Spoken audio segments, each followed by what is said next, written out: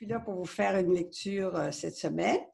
Je vous en ai déjà fait quelques-unes, mais je dois vous dire que je ne savais pas qu'il fallait que je regarde la caméra. Alors, j'espère que c'est mieux cette fois-ci. Il y a eu 2 bénévoles qui ont lu après moi. Là, c'est mon tour aujourd'hui. Alors, plutôt que de le faire de Québec dans mon sous-sol, je suis à la Malbaie, dans mes 2 vieilles maisons de campagne que j'ai depuis, avec mes enfants depuis maintenant plus de 40 ans. Alors, vous allez partager la nature un peu avec moi aujourd'hui.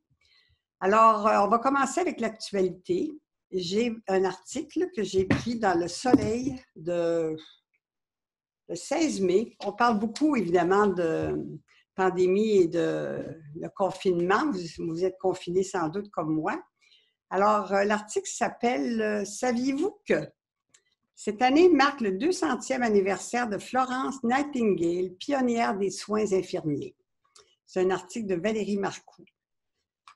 Ça se lit comme ceci. L'Organisation des Nations unies a dédié l'année 2020 aux sages-femmes et aux soins infirmiers, notant que le monde aura besoin de 9 millions de travailleurs supplémentaires dans ces domaines d'ici 2030.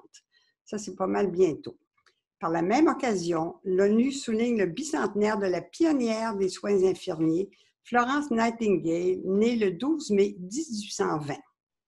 Cette dédicace, faite le 1er janvier 2020, a pris encore plus de valeur avec le déclenchement de la pandémie qui place le personnel infirmier aux premières lignes de bataille. Dans ce contexte, le parcours et les réalisations de Florence Nightingale deviennent aussi inspirants que pertinents. Saviez-vous que, Florence, c'est une suite de questions auxquelles on va avoir des réponses.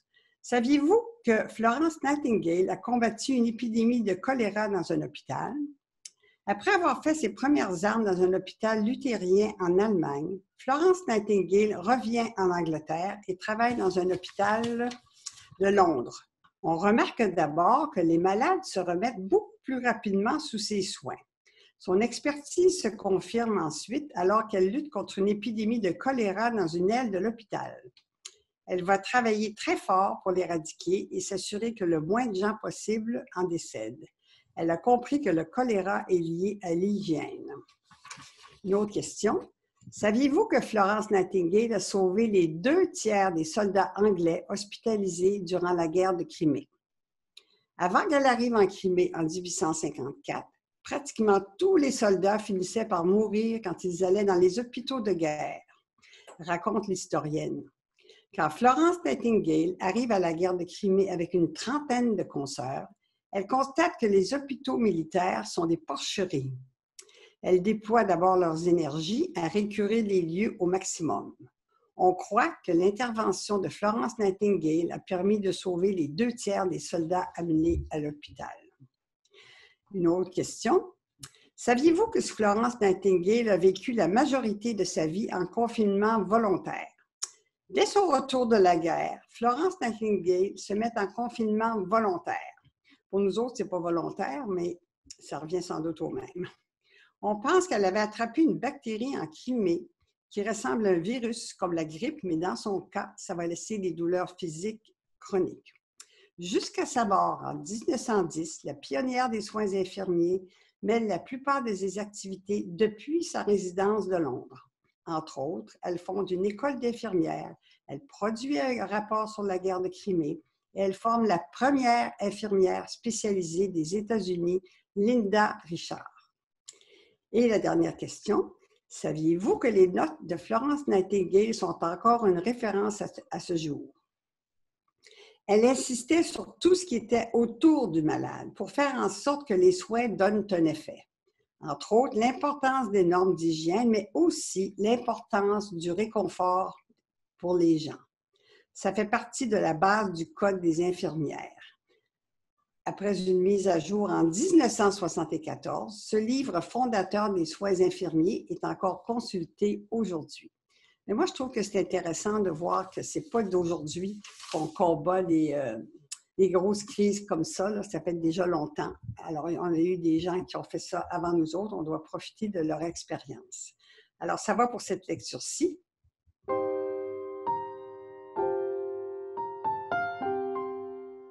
Comme deuxième lecture, j'ai choisi une lecture d'un de mes auteurs favoris, Félix Leclerc.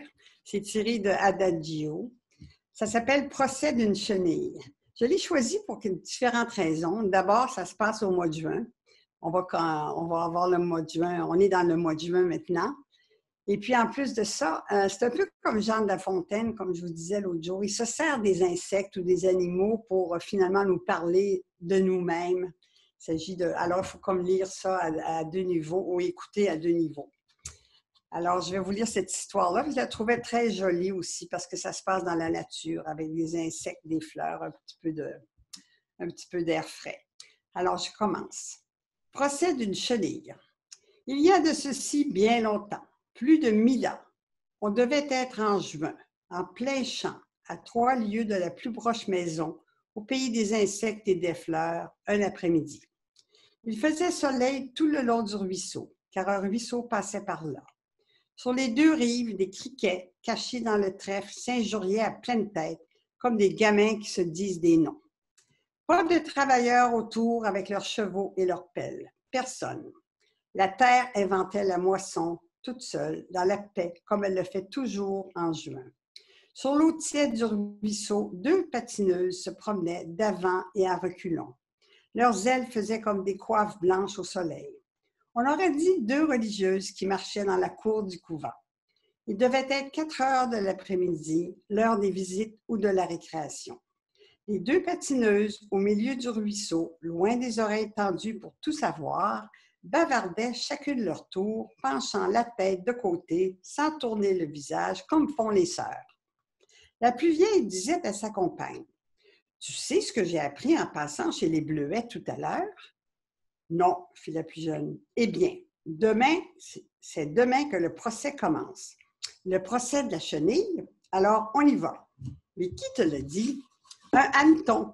Je filais par ici tout à l'heure, reprit l'aîné, et un hanneton m'a crié en passant, « Demain matin, après la rosée, le procès commencera, soyez-y. » Rendez-vous au kiosque 5e piquet, où se donnent habituellement les concerts d'été. Dites-le à votre famille, tout le canton y sera. En effet, le matin même, on avait surpris sur les petites heures une chenille verte, saoule de miel, dans la corolle d'un lys blanc. Une araignée qui tissait juste au-dessous l'avait aperçue et avait donné l'alerte. Aussitôt, 2 abeilles policières, guidées par les petits fanaux des mouches à feu, étaient accourues pour arrêter la voleuse de miel. Pauvre voleuse, on l'avait roulée au cachot, dans une galerie souterraine, chez les fourmis, entre 2 haies d'insectes qui hurlaient leur colère au passage. L'araignée était si indignée du scandale, paraît-il, qu'elle offrit gratuitement son fil pour lier la coupable. Elle la lia si bien que la chenille avait disparu sous les câbles, recouverte comme une momie. Un gros barbeau, le juge de la place, avait fixé le procès au lendemain, après la rosée, dans le kiosque d'un piquet. Plusieurs places étaient déjà retenues. Tout le monde en parlait. Tout à l'heure, les criquets ne s'injuriaient pas, ils discutaient la chose comme des commères, chacune de leurs fenêtres. À bonne heure le lendemain, tout un peuple d'insectes attendait sur le terrain. Des criquets du voisinage avec des petits manteaux noirs luisants comme de l'écaille. Des faux bourdons en veste jaune, plusieurs araignées assises sur leur ventre et qui roulaient nerveusement leur peloton de fil. Plus en arrière, des fourmis qui élevaient des petits murs de sable où elles grimperaient tout à l'heure pour mieux voir. Et avec toutes les misères du monde à retenir les bourdons qui voulaient assommer la chenille cachée dans son cocon. Les criquets faisaient de la cabale, essayaient de soulever les discussions. Et plusieurs fourmis retournèrent à l'ouvrage, la tête basse, trop émue pour assister à l'embarquement. Les grandes libellules aux fragiles ailes étaient déjà parties en vitesse pour annoncer la nouvelle dans leur marécage. De force, la prisonnière fut déposée au milieu du radeau. Beaucoup la croyaient morte parce qu'elle était immobile. La méchante araignée s'avança et avec beaucoup d'orgueil et de malice ligota son ennemi au plancher du radeau. Enfin, 3 insectes patineurs, sur l'ordre du juge, sautèrent sur l'eau et à grands coups de patin poussèrent le petit navire jusqu'au courant. Et le petit navire descendit doucement vers l'exil, ballotté par les vagues qui faisaient des petites glissoires. Les deux rives étaient noires d'insectes. Un grand nombre pleurait, d'autres se réjouissaient. Soudain, oh non, c'est difficile à dire et incroyable la chose que l'on vit. Regardez, regardez, cria de toute sa force un maringouin. Et dans la stupéfaction et presque la terreur, on vit une chose extraordinaire. Le cocon s'agitait follement, se percer, se fendre, s'ouvrir, et deux grandes ailes jaunes se déplier au soleil, s'étirer, apparaître tachetées de petits points noirs, des ailes cendrées de poudre d'or avec des dessins dessus, des ailes magiques, brillantes, qui battaient l'air, laissant le radeau continuer seul, passer triomphante, majestueuse dans l'avant-midi, au-dessus du peuple consterné qui baisait le rivage. Le premier papillon était né, et son premier vol se continuait par-delà les fraises rouges d'épouvante. Cette histoire est finie. La leçon fut grande chez les insectes, qui avaient jugé la chenille trop sévèrement parce qu'elle était laide et sans défense. Même on sut plus tard que l'araignée qui avait bâti son cocon s'était tuée. Si on accuse le papillon d'être volage, c'est qu'il ne croit en personne. Alors, qu'est-ce que vous en pensez? Ça ne vous fait pas penser à nous autres aussi? Notre façon de juger les gens qui sont pour, les gens qui sont contre, les justices, les injustices. Alors, ça va pour cette histoire-ci.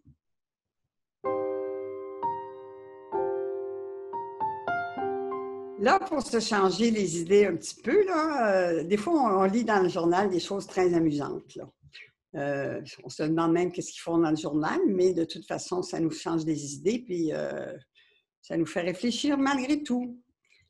Alors, le titre, c'est « Elle trouve une grenouille vivante dans son paquet d'épinards ». Ça a été publié par la presse canadienne. Une résidente de l'Est de Montréal a signalé cette semaine qu'elle a eu la désagréable surprise de trouver une grenouille vivante dans un contenant d'épinards frais qu'elle avait acheté quelques jours plus tôt dans un marché d'alimentation de la Montérégie. Laetitia Benedicto, une jeune femme de 26 ans qui demeure dans l'arrondissement Mercier-Hochelaga-Maisonneuve, a publié un message sur Facebook accompagné de 3 photographies du contenant dont une partie des épinards avait déjà été consommée. Madame Benedicto a précisé en entrevue à Bell Media qu'elle avait acheté le contenant de plastique de marche Fresh Attitude le 11 mars dernier dans un magasin de la chaîne Super C de Boucherville, près de son lieu de travail. C'est lorsqu'elle l'a ouvert plus tôt cette semaine pour manger des épinards avec l'omelette qu'elle préparait pour le petit déjeuner qu'elle a aperçu le petit amphibien. Madame Benedicto a ensuite alerté la direction du magasin où le produit avait été acheté, de même que Veg Pro International qui produit la marque Fresh Attitude. Les mesures auraient été prises. Laetitia Benedicto a ajouté qu'elle avait décidé de garder la petite grenouille et d'en prendre soin. Alors, c'est une histoire qui finit bien, n'est-ce pas?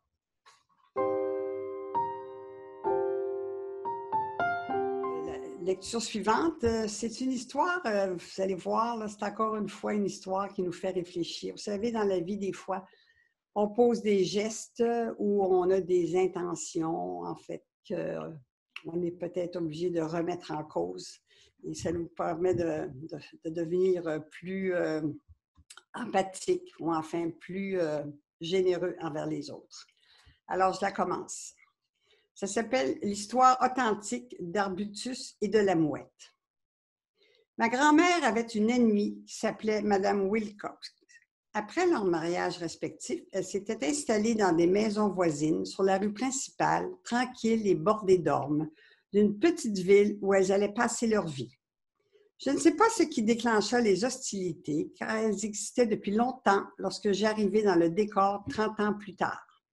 Je crois cependant qu'à mon arrivée dans leur vie, ni ma grand-mère, ni Mme Wilcox ne s'en rappelaient elles-mêmes.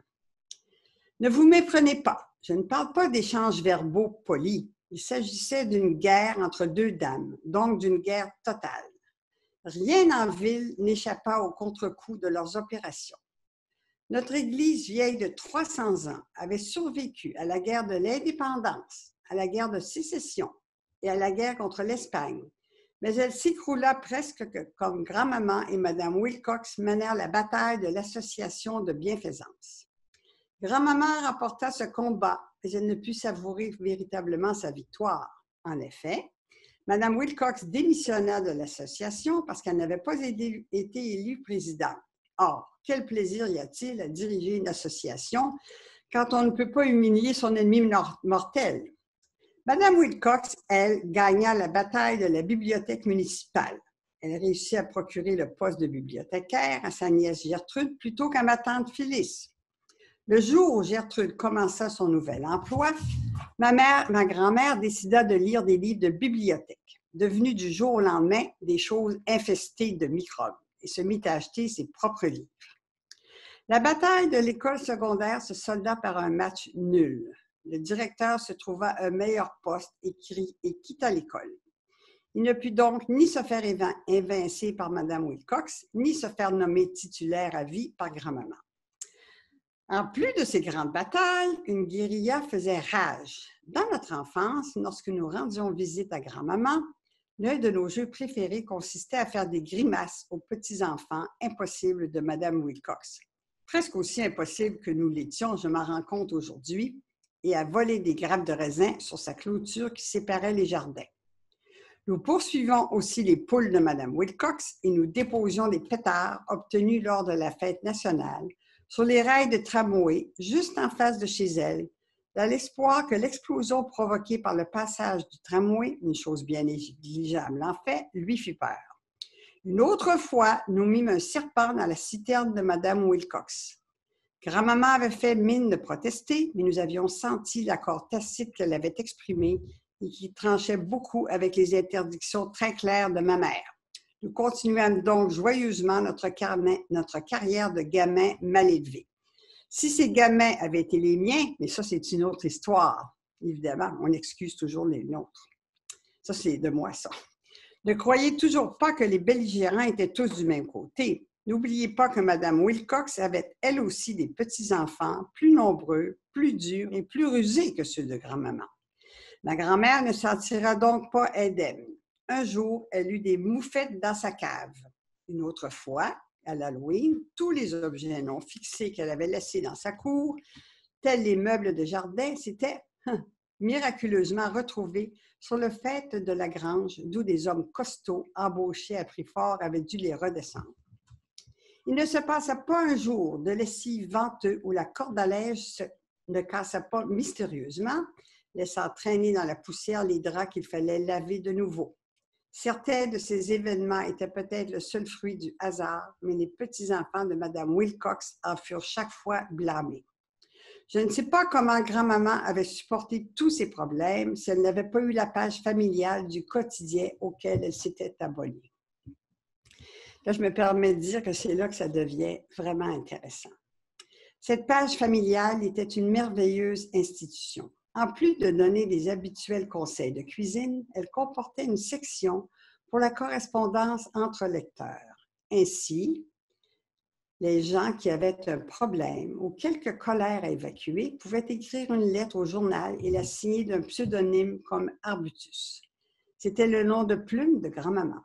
Puis, les lecteurs qui avaient vécu le même problème écrivaient à leur tour au journal pour proposer des solutions et laissaient en guise de signature des noms comme « celle qui sait »,« Xantippe ». Très souvent, une fois le problème résolu, ces femmes continuaient de s'écrire pendant des années par l'entreprise de la page familiale, se racontant toutes sortes de choses sur leurs enfants, la mise en conserve ou la nouvelle décoration de leur salle à manger. C'est ce qui arriva à grand-maman. Elle et une dame qui signait la mouette correspondirent de façon pendant un quart de siècle. Ma grand-mère lui révéla même des choses dont elle ne soufflait mot à personne, comme la fois où elle espérait avoir un autre bébé et que ce ne fut pas le cas, et la fois où mon oncle Steve contracta vous savez quoi dans les cheveux à l'école, mais dont ma grand-mère humiliée se débarrassa avant que quiconque ne s'en aperçoive. La mouette était la véritable amie intime de grand-maman. Lorsque j'avais 16 ans, Madame Wilcox mourut dans une petite ville. Quelle que soit la haine qu'on porte à son voisin d'à côté, la simple décence oblige à aller voir la famille de la défunte pour offrir de l'aide. Ma grand-mère, qui avait pris la peine de mettre son plus beau tablier de percale pour montrer qu'elle désirait vraiment se rendre utile, traversa les 2 pelouses jusqu'à la maison de Madame Wilcox, où les filles de celle-ci l'affectèrent au nettoyage de leur salon, déjà impeccable en prévision des funérailles. Et là, sur la table du salon, dans lequel on allait rendre honneur à la défunte, se trouvait un énorme album. Il contenait, soigneusement collés en colonnes parallèles, les lettres que ma grand-mère avait écrites à la mouette, ainsi que celles que la mouette lui avait écrites. La pire ennemie de ma grand-mère avait été, pendant toutes ces années, sa meilleure amie. Ce fut la seule fois où je vis ma grand-mère pleurer. À l'époque, je saisissais mal la cause de son chagrin. Mais aujourd'hui, je sais, elle pleurait toutes les années gaspillées qu'elle ne pourrait plus jamais rattraper. J'étais à cet âge impressionnée seulement par les larmes et celles-ci restèrent gravées dans ma mémoire. Ce jour-là, je commençais à comprendre une chose en laquelle je crois de tout mon cœur aujourd'hui, à tel point que je veux cesser de vivre, si j'en viens à ne plus y croire. Cette chose est la suivante.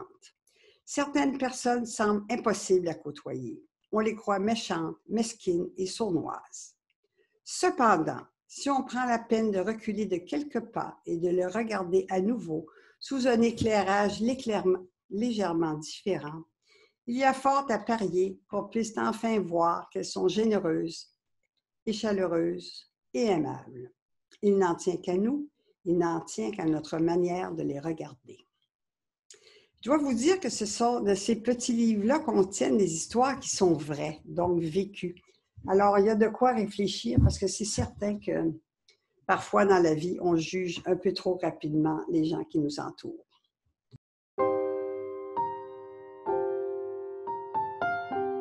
Bon, alors on est rendu à ce que moi j'appelle ma petite leçon de français. Cette fois-ci, au lieu d'avoir une capsule linguistique de M. Bertrand, j'ai choisi un livre qui s'appelle Recueil d'expressions et de mots québécois. Moi, mes parents sont d'origine flamande. Moi, je suis née à Québec, mais il reste quand même qu'il a fallu qu'on apprenne certains québécismes, comme il y a dans tous les pays. Alors, je trouve toujours ça amusant d'aller savoir de où ça vient. Alors, cette fois-ci, celui que j'ai choisi s'appelle Colline de Bin. Et en dessous, c'est écrit « Ce sera un pet que de régler ça ». La question que l'on doit se poser en ce qui concerne la prononciation de Colline est la suivante. Est-ce un K, comme dans cadeau, avec un A ouvert, ou un K avec un A plus fermé? Dans le cas d'une expression désignant la déception, comme dans Colline de Bin, le A est fermé, se rapprochant de la prononciation du O. La colline est un bonnet de femme du genre que Mémère Bouchard porte dans le temps d'une paix. Ticoune pourrait lui dire s'il parlait, « Mémère, vous avez une colline de Bin de belle colline. » Mémère rétorquerait sans doute, « Pauvre colin, viens donc que je t'en donne un et que je t'y enferme. » Donc, on emploie cette expression-là dans plusieurs endroits. Là. On peut dire c'est un colline de beau chapeau que vous avez là. Colline, lâche-moi un peu les baskets. Colline, ça fait 2 fois que je recommence. De mauvaise langue pourrait penser que cette interjection remplace le calice dans un but évident de ne pas offusquer ceux qui entendraient ce mot. C'est fort possible, car comme dans bien d'autres cas, on entend différentes interjections de type sti, tabarnouche, crif, caltar, hosto. En freinant volontairement son élan blasphématoire, le vociférateur se garantit le purgatoire plutôt que l'enfer. Enfin, je ne m'en souviens plus. Il y a longtemps que je ne fais plus ce genre de comptabilité. Bon, alors ça va pour la petite leçon de français.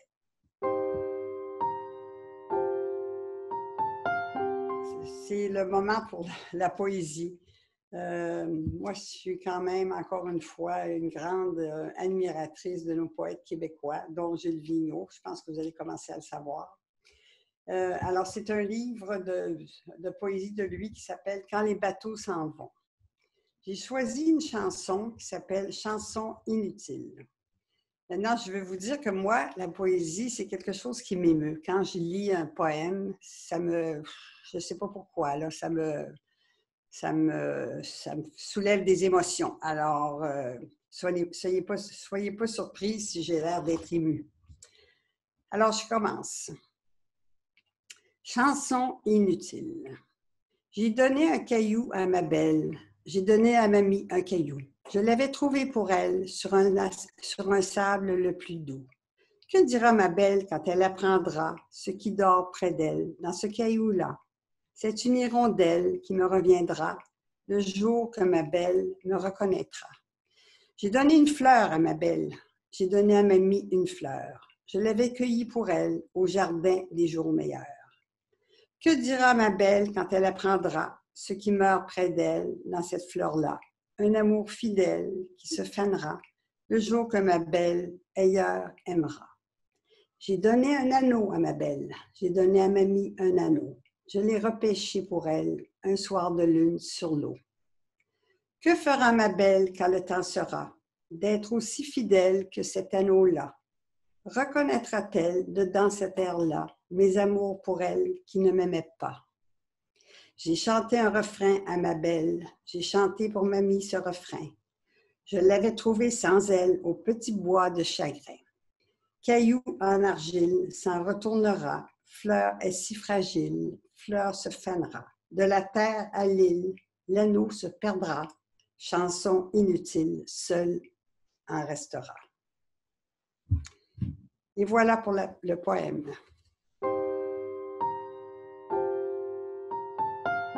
Bon, pour terminer cette séance de lecture, c'est juste une petite phrase pour qu'on se quitte avec ça.